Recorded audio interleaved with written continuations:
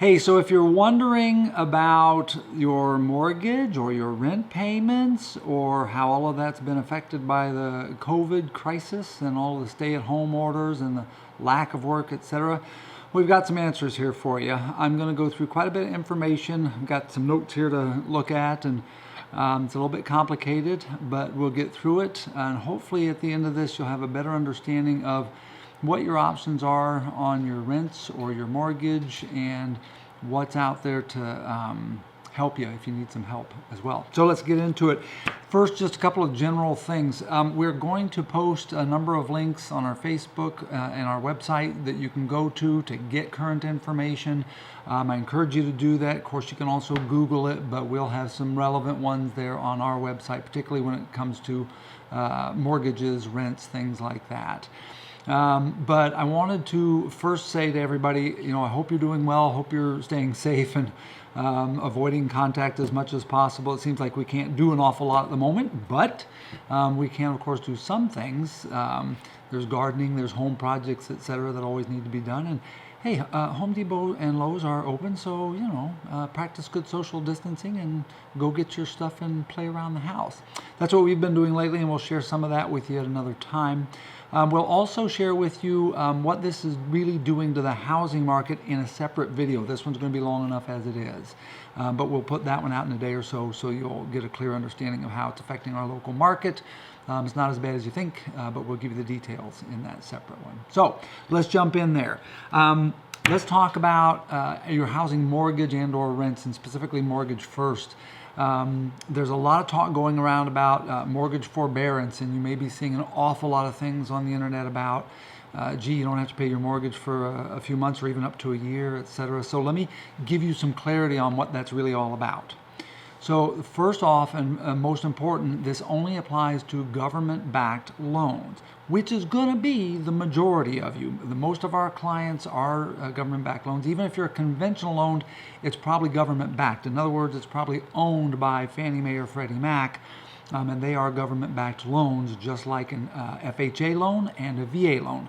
So those are the four most common types that we're going to see, or that you're going to have anything to do with. And if you have any question about whether your loan fits one of those, give us a shout or visit our website. We'll have some links to pages that can let you check out and see who actually owns your loan. Not who services your loan, who owns your loan. Now, you might write your check to Fay Servicing, or you might write your check to Wells Fargo, or you might write your check to whomever. That's not necessarily who owns your note, who owns your loan. That's more than likely one of those four people, the VA or Freddie Mac or Fannie Mae or FHA for a HUD loan. So if your loan is one of those kinds of loans, the CARES Act did stipulate that those loans must offer you mortgage forbearance on the honor system. So if you call your loan servicer and say, I've been impacted, I can't make my mortgage, I'm having trouble making my mortgage, they are required to offer you forbearance for up to 360 days, so up to a year essentially. Now that's in 2 6-month chunks. So the first time will be 6 months, and then you'll have to call them again in 6 months and ask for it again. But I want to explain a very crucial difference here to you. This is mortgage forbearance, not mortgage forgiveness. And that's an important difference, and here's why.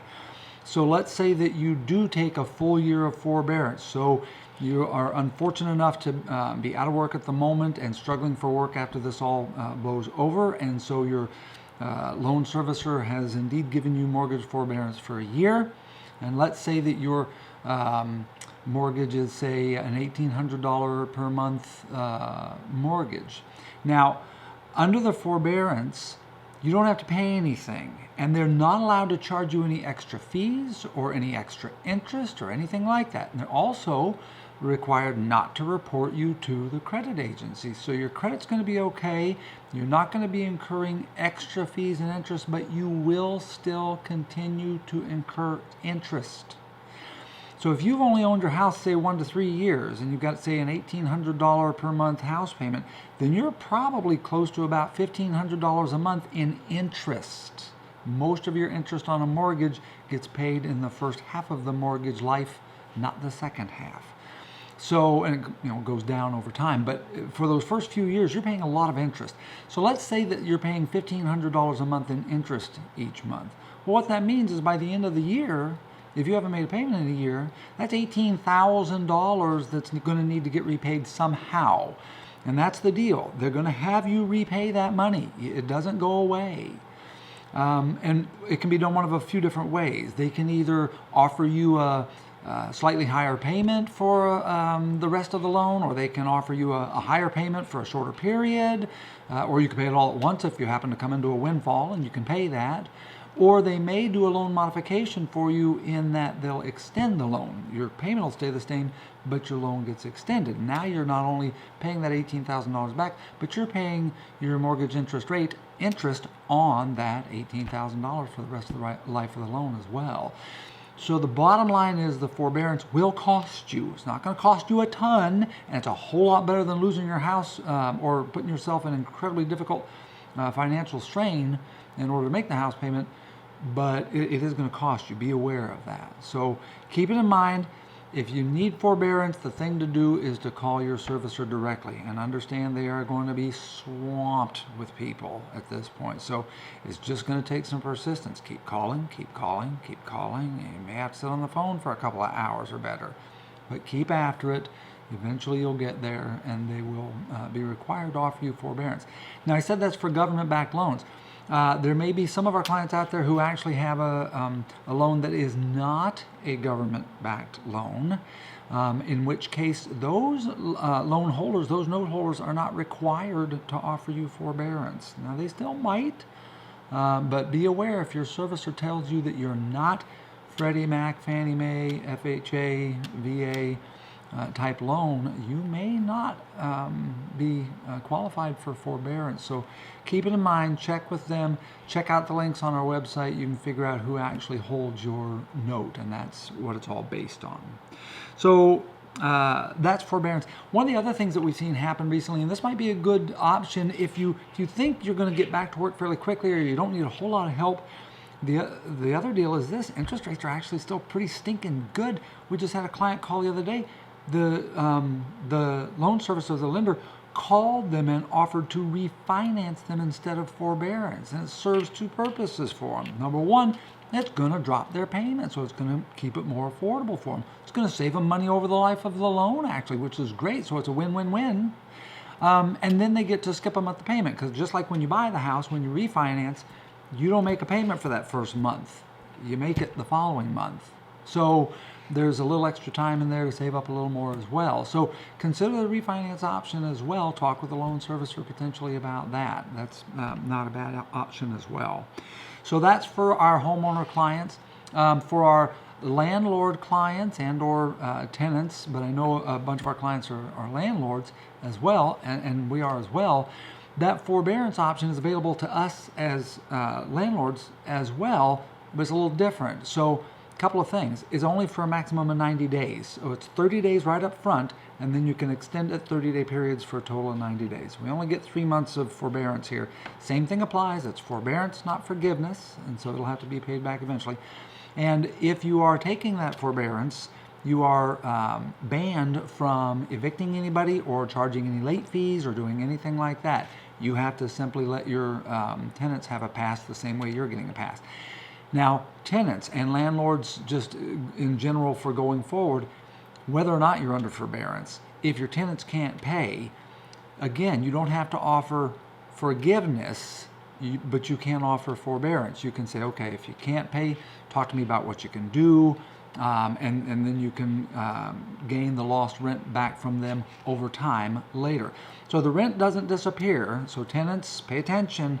The rent is still due, and if you can pay it, you should pay it, because if your landlord is not taking advantage of a forbearance, then yes, by state law, they cannot evict you. There's a 30-day moratorium on serving eviction notices, etc., that ends on April 17th, but they can still charge you a late fee. And it does put additional hardship and strain on the landlord if they need to make the payment on the mortgage and if you're not paying the rent. So Keep all of that in mind. I know it's a difficult time for everybody. I know that they're continuing to work on solutions, including looking at the loan servicers getting some assistance for the note holders so that maybe things can be forgiven, or at least the forbearance is easy for everybody to bear. So keep those things in mind. The other thing on the forbearance, both for landlords and for homeowners, is this. There's no proof. It's an honor system thing right now. Now, I've heard some rumblings that you might be asked to prove it later, to provide some documentation later that you really did have a need. Don't know if that'll come to pass or not. It seems like an awful lot of proof for the servicers to try and gather after the fact. And I suspect that there's probably a lot of that won't happen, but I've heard rumblings about it. So keep that in mind as well. So if you don't need it, probably the best advice is don't use it. Don't get yourself built up on that extra interest and so on. Go ahead and make the payment as you can. So that's about housing and forbearance on mortgages, both for landlords and for you as homeowners, and a little bit about refinances, etc. So let's talk about what other assistance is available and what other help is coming. So everybody's heard that, okay, the government's going to send everybody $1,200. Well, yes, but it's $1,200 if you don't earn too much. So if you earn under $75,000 as an individual or under $150,000 as a couple, then you will be getting $1,200 per person or $2,400 per couple, and an additional $500 per dependent child that you have. Now, this is all based off of last year's taxes that you filed. So if you filed 2019 already, then it's going to be based off your 2019 taxes. If you haven't, then it'll be based off your 2018 taxes. And they'll look at how much you reported as your adjusted gross income, and that's what it's based on. Now, if you earn over $75,000, it doesn't just drop to zero, it drops off on a schedule, and for an individual, by the time you hit $99,000 of income, now you're at zero. Now you don't get anything. And what this really is a return of some of the taxes that you've already paid. They're calling it a tax credit, and that might be a little confusing to people, but that's why it's called a tax credit, is because they're returning some of your tax dollars to you. Pretty much anybody who filed taxes is going to go ahead and get that. There's some exceptions. All of our clients that I can think of, you should be getting something from the government. They're going to return it to you either electronically or by mail. If you got your last tax return electronically deposited to a bank account, they're going to go ahead and send the stimulus back to that same bank account. So think about it. If you've changed bank accounts, if you've closed that account, changed banks, then you may want to call the IRS and make sure that they've got your correct address or whatever. The other thing is, if they can't do it electronically, they're going to send it to the last address on your tax return. So if you've bought or sold a house recently and your address has changed, you may need to call the IRS and alert them to your correct address if you're not going to get that payment electronically. So just something to be aware of. They need to either be able to reach you electronically and deposit it, or reach you by mail and send you a check. Now, my understanding is that these things they're trying to get it set up so that it happens about mid-March. And I'm sure there will be a lot more in the news when that happens, and you'll start hearing rumblings about, oh, you should be seeing your check or you should be seeing your deposit anytime now. So that's what the federal government is doing for us. In addition to that, they're going to add a little bit of money to the unemployment benefits. So let's talk about unemployment again for a second. So if you were already qualified for unemployment and you've gotten laid off due to all of this and you've applied for unemployment, you should hopefully be getting that now. The governor waived the 1 week waiting period, so it should have been immediate. If you haven't applied yet, go on and get applied. But as of March 29th and the signing of the CARES Act by President Trump, the federal government is going to give you an additional $600 per week on top of whatever your unemployment benefit would be. So you're going to have some extra there as well. That's going to last for up to 39 weeks, so just about 9 months if you're on the assistance for that long. So there's a little bit of a bright spot in all of this. And then if you weren't qualified for unemployment, let's say that you're in our kind of job where we don't get unemployment insurance, but that you are indeed impacted by what's been happening and all the layoffs and so on, you can still apply then for unemployment assistance. They're calling it, it's PUA. It is the pandemic unemployment assistance or something as such.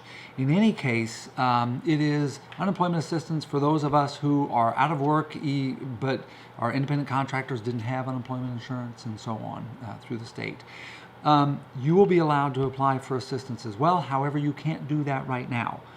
And the reason you can't is the Employment Security Department for Washington State, their system is not set up to be able to let you apply. It's going to ask you questions that you can't answer correctly, and it'll kick you off telling you you don't qualify. They're working on it. When you visit their website right now, they're projecting mid-April by the time they're ready to roll that out and be able to accept applications from those who wouldn't normally be approved but will be approved under this new assistance. And your benefit will start as of March 29th. So even if it takes it to the end of April to get it through it all and approved and so on, you'll get a check back to March 29th. So that's when your benefit will start. And you'll take part in the additional $600 per week that the federal government is supplying on top of that as well. So hopefully that clears a few things up for you. Your mortgages are safe. If you do need forbearance, it's there. It's going to cost you a bit in the end. If you have questions about any of it and you're not sure, feel free to give us a call. I'm happy to discuss it in detail with you and send you to some other great sites. We'll have a bunch of that posted on our website and on our Facebook page as well. So stay safe, stay healthy, stay well, and we'll talk with you soon. Thanks.